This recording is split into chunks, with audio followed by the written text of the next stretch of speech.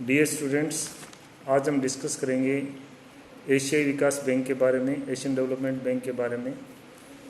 एशियाई विकास बैंक एक क्षेत्रीय विकास बैंक है। एशियाई देशों के आर्थिक विकास को प्रोत्साहित करने हेतु संयुक्त राष्ट्र के एशियाई एवं सुदूर पूर्व आर्थिक सहयोग means economic commission for Asia and far east की सिफारिश पर इस बैंक की स्थापना 19 दिसंबर 1966 में की गई थी। 1 जनवरी 1967 को एशियाई विकास बैंक ने अपना कार्य प्रारंभ कर दिया था। बैंक का जो मुख्यालय है वो फिलीपींस की राजधानी मनीला में है। भारत इस बैंक के संस्थापक देशों में से एक है और चौथा सबसे बड़ा अंशधारक देश है। इस बैंक का उद्देश्य एशिया और प्रशांत क्षेत्र में आर्थिक सामाजिक विकास को तेज करना है। इस बैंक की स्थापना 21 सदस्यों के साथ हुई थी। वर्तमान में एशियाई विकास बैंक के 67 सदस्य हैं, जिनमें से 48 एशिया और प्रशांत क्षेत्र से हैं और 19 सदस्य बाहरी क्षेत्र से हैं।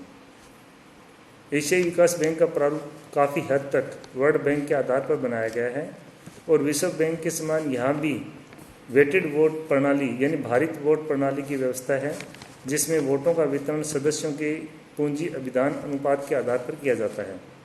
वर्तमान में संयुक्त राज्य अमेरिका और जापान दोनों के पास शेयरों का सबसे बड़ा हिस्सा है, जो कुल शेयर का 12.76% है।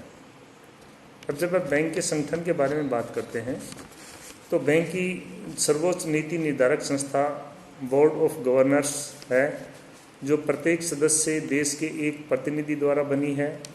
इसके बदले में बोर्ड ऑफ गवर्नर्स अपने समूह में से 12 सदस्यों को बोर्ड ऑफ डायरेक्टर्स और उसके सहायक के रूप में चुनते हैं। इन 12 सदस्यों में से 8 सदस्य हैं वो क्षेत्रीय सदस्यों यानी दक्षिणी प्रशांत क्षेत्र है उससे दिए जाते हैं, जबकि अन्य जो गैर क्षेत्रीय सदस्यों में से होते हैं। बोर्ड ऑफ गवर्नर्स बैंक के अध्यक्ष का भी चुनाव करते हैं, जो बोर्ड ऑफ डायरेक्टर्स का भी अध्यक्ष होता है। और एशियाई विकास बैंक का जो प्रबंधन देखता है, अध्यक्ष का कार्यकाल 5 वर्षों का होता है और इसे पुनः निर्वाचित भी किया जा सकता है। अब तक ज़्यादातर जो अध्यक्ष हैं वो जापान से चुने जाते हैं और ये संभवतः इसलिए भी है क्योंकि जापान बैंक के सर्वाधिक बड़े शेयरधारकों में से है। बैंक के जो वर्तमान अध्यक्ष हैं मसत्सुगु असाकाओ हैं, जिन्होंने जनवरी 2020 में ताकेहिको नाकाओ कुरोदा से पदभार लिया था। अब इस बैंक के प्रमुख कार्य क्या क्या हैं? What are the main functions of Asian Development Bank? इसके प्रमुख कार्यों में सबसे पहले अपने जो विकासशील सदस्य देशों की आर्थिक और सामाजिक प्रगति के लिए ऋण और इक्विटी में निवेश उपलब्ध करवाना है। दूसरा है विकास परियोजना और कार्यक्रम तथा परामर्श सेवाएं तैयार करने और उन्हें लागू करने के लिए तकनीकी सहायता उपलब्ध करवाना। विकासशील सदस्य देशों में समन्वयकारी जो विकास नीतियों और योजनाओं में सहायता के रूप में कार्य करना है। भारत एशियाई विकास बैंक के निदेशक मंडल का कार्यकारी निदेशक है और इसके अधिकार क्षेत्र में भारत, बांग्लादेश, भूटान, कजाकिस्तान ये देश आते हैं। इस समय भारत में एडीबी की सहायता से 27 परियोजनाएं तथा 49 तकनीकी परियोजनाएं चल रही हैं। जब हम विभिन्न परियोजनाओं की बात करते हैं, क्योंकि एडीबी काफ़ी वित्तीय सहायता उपलब्ध करवाता है देश के आर्थिक विकास के लिए, एडीबी ने कोविड-19 से निपटने हेतु भारत को $2.2 बिलियन की आर्थिक सहायता का आश्वासन दिया है।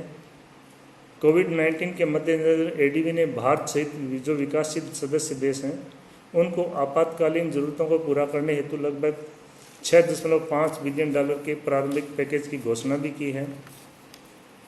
18 अगस्त 2020 को एशियाई विकास बैंक ने Delhi Meerut regional rapid transit system के लिए $1 बिलियन की मंजूरी दी है और ये एक बहुत बड़ी परियोजना है जो दिल्ली और मेरठ के बीच में संचालित है। अशोक लवासा जो सितंबर 2020 से एडीबी के उपाध्यक्ष के रूप में उन्होंने कार्यभार ग्रहण किया गया है। दिसंबर 2019 तक भारत को एडीबी से कुल $47.96 बिलियन का ऋण प्राप्त हो चुका है और यह मुख्य रूप से ये जो ऋण प्राप्त हुआ है वो परिवहन, शिक्षा, ऊर्जा, वित्त, सार्वजनिक क्षेत्र प्रबंधन, कृषि, ग्रामीण विकास, स्वास्थ्य और आरटीसी जैसी परियोजनाओं के लिए दिया जाता है।